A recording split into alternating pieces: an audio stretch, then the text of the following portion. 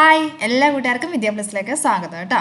ഇന്ന് നമ്മുടെ ഫിസിക്സിലെ ഒന്നാമത്തെ ചാപ്റ്ററായ അളവുകളും യൂണിറ്റുകളും എന്ന് പറയുന്ന ചാപ്റ്ററിൻ്റെ വിലയിരുത്താം എന്ന് പറയുന്ന ഭാഗത്തേക്കാണ് നമ്മൾ കടന്നു ചെല്ലുന്നത് കേട്ടോ.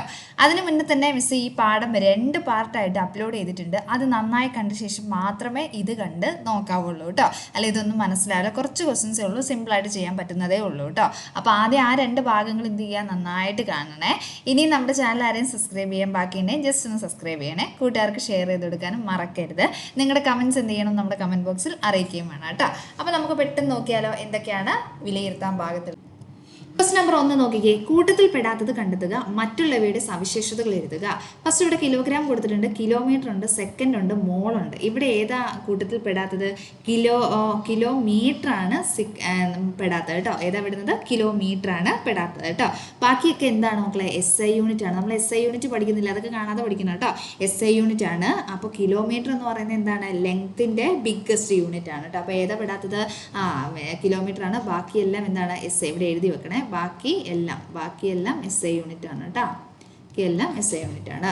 അടുത്ത രണ്ടാമത്തത് സമയം, പരപ്പളവ്, മാസ്, വൈദ്യുത പ്രവാഹ തീവ്രത. ഇവിടെ ഏതാണ്? പരപ്പളവാണ്. പരപ്പളവ് എന്ന് പറയുന്നത് എന്ത് യൂണിറ്റ് ആണ്? ബാക്കിയെല്ലാം നമ്മുടെ ഫണ്ടമെന്റൽ യൂണിറ്റ് അല്ലെങ്കിൽ അടിസ്ഥാന അളവുകളാണ് അല്ലേ. ഇത് പരപ്പളവ് എന്ന് പറയുന്നത് എന്ത് യൂണിറ്റ് ആണ്? ഡെറിവേഡ് യൂണിറ്റ് അല്ലെങ്കിൽ വ്യുൽപ്പന്ന അളവാണ് കേട്ടോ. വ്യുൽപ്പന്ന അളവാണ്. ബാക്കിയൊക്കെ എഴുതണം കേട്ടോ. ബാക്കിയെല്ലാം എന്താണ്? അടിസ്ഥാന യൂണിറ്റുകളാണ് കേട്ടോ. ബാക്കിയെല്ലാം അടിസ്ഥാന അളവുകളാണ്. ബാക്കിയെല്ലാം അടിസ്ഥാന അളവുകൾ. എല്ലാം അടിസ്ഥാന അളവുകളാണ് കേട്ടോ. അടുത്ത മീറ്റർ ഉണ്ട്, കിലോഗ്രാം ഉണ്ട്, സെക്കൻഡ് ഉണ്ട്, ഡിഗ്രി ഉണ്ട്, ഡിഗ്രി സെൽഷ്യസ് ഉണ്ട്. അപ്പോൾ ഇതിൽ ഏതാണ്? ഡിഗ്രിയാണ് കേട്ടോ. ഇത് എന്തിൻ്റെ അളവാണ്? താപനിലയുടെ അളവാണ്. ബാക്കിയെല്ലാം എന്താണ്? ഇതൊക്കെ SI യൂണിറ്റ് ആണ് കേട്ടോ. ബാക്കിയെല്ലാം SI യൂണിറ്റ് ആണ്. ഇത് താപനിലയുടെ യൂണിറ്റ് ആണ് കേട്ടോ. താപനിലയുടെ യൂണിറ്റ് ആണ് അളവ്. യൂണിറ്റ് അല്ലെങ്കിൽ അളവാണ് കേട്ടോ.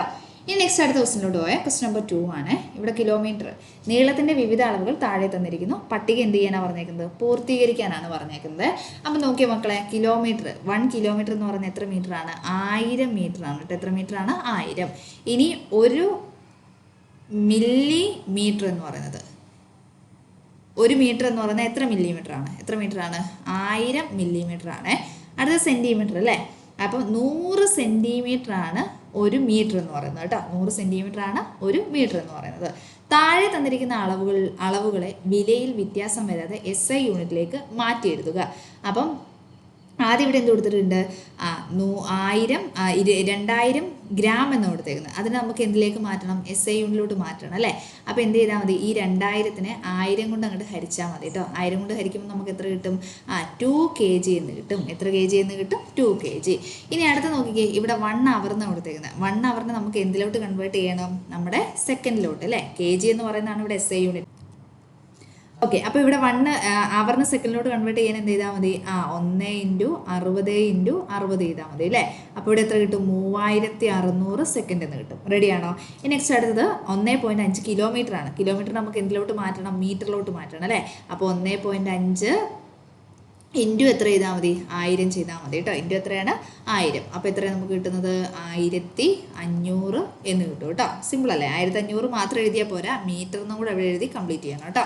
നെക്സ്റ്റ് അടുത്ത് നോക്കിയേ, 200 സെൻറ്റിമീറ്റർ ആണ്. സെൻറ്റിമീറ്റർ നമുക്ക് എന്തിലോട്ട് മാറ്റണം? സെൻറ്റിമീറ്റർ നമുക്ക് എന്തിലോട്ടാണ് മാറ്റേണ്ടത്?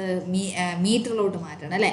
അപ്പോൾ സെൻറ്റിമീറ്ററിനെ മീറ്ററിലോട്ട് മാറ്റാൻ നമ്മൾ എത്ര കൊണ്ട് ഇൻഡ്യൂസ് ചെയ്താൽ മതി? എത്ര കൊണ്ട് ഡിവൈഡ് ചെയ്താൽ മതി? 100 കൊണ്ട് ഡിവൈഡ് ചെയ്താൽ മതി കേട്ടോ. അപ്പോൾ 200 ബൈ എത്ര വരും? 100 എന്ന് വരും. അപ്പോൾ 200 ബൈ 100 എന്ന് പറയുന്നത് എത്രയാണ്?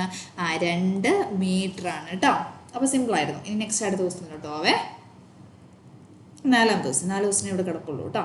മാസിന്റെ വിവിധ യൂണിറ്റുകൾ തന്നിരിക്കുന്നു. ഈ യൂണിറ്റുകളെ അവയുടെ മൂല്യത്തിന്റെ ആരോഹണ ക്രമത്തിൽ എഴുതുക. അപ്പോൾ മാസിന്റെ വിവിധ യൂണിറ്റുകളാണ്. അപ്പോൾ ആദ്യം ആര് വരുന്നു? പിന്നെ ആര് വരുന്നു? പിന്നെ ആര് വരുന്നു? പിന്നെ ആര്? ആരോഹണ ക്രമം എന്ന് വെച്ചാൽ എന്താണ്?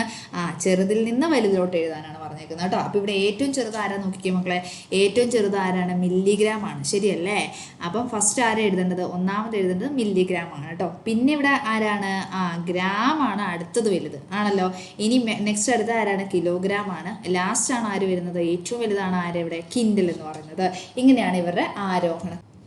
അപ്പോൾ നമ്മുടെ ചാനൽ ആരെയും സബ്സ്ക്രൈബ് ചെയ്യാൻ ബാക്കിയുണ്ടെങ്കിൽ ജസ്റ്റ് ഒന്ന് സബ്സ്ക്രൈബ് ചെയ്യുക. നിങ്ങളുടെ കൂട്ടുകാർക്ക് ഷെയർ ചെയ്ത് കൊടുക്കുക കേട്ടോ. അപ്പോൾ താങ്ക് യു. നെക്സ്റ്റ് ക്ലാസ് ആയിട്ട് വീണ്ടും കാണാം കേട്ടോ.